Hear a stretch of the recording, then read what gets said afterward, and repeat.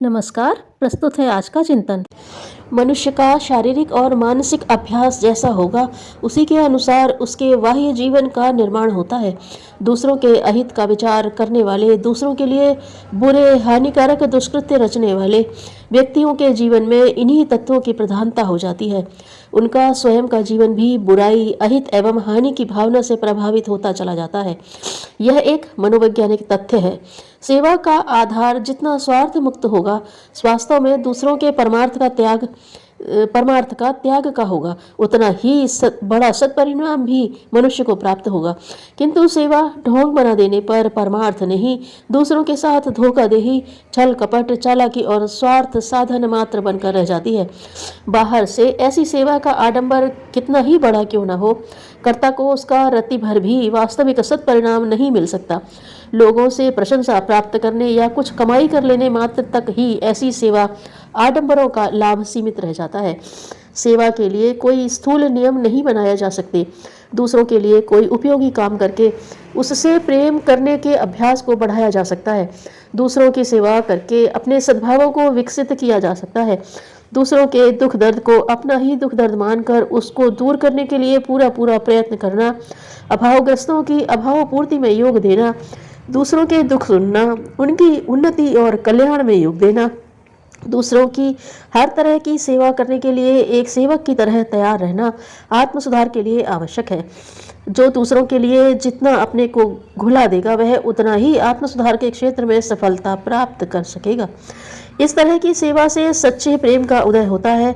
वह मनुष्य के सब कलंकों को धो देता है, अंतर्बाह्य जीवन को निर्मल बना देता है। सेवा के साथ संतोष की वृत्ति हमेशा बनी रहती है।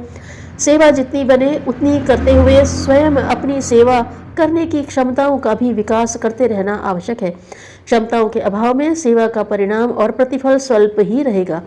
जितनी व्यापक सेवा होगी उसके लिए उतनी ही व्यापक क्षमता और शक्ति की आवश्यकता पड़ेगी।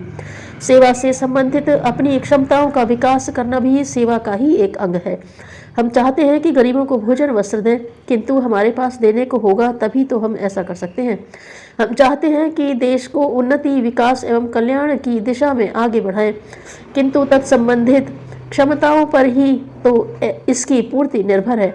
हम चाहते हैं अधिकाधिक लोगों को सद्ज्ञान देकर जीवन लाभ कराएं, किंतु पहले हमारे पास ज्ञान की कमाई पूंजी का होना भी तो आवश्यक है। सेवा परिणाम और फल का ध्येय रखना सेवक के लिए आवश्यक नहीं, उसके लिए प्रयत्न करने का आनंद ही पर्याप्त है। परिणाम और फल की आसक्ति सेवा के आनंद और स्वरूप को नष्ट कर देती है। फिर तो वह अन्य सांसारिक कार्यों की तरह एक व्यवसाय बन जाती है। संवेदनशीलता का जागरण ही दूसरों की सेवा, सहायता, सहानुभूति का मूल आधार है। यह गुण जिसमें जितना होगा वह उतना ही दूसरों की सेवा करने का अधिकारी बनता चला जाता है। सत्य तत्व की स्थापना और हृदय की शुद्धि से ही संवेदनशीलता का जन्म होता है।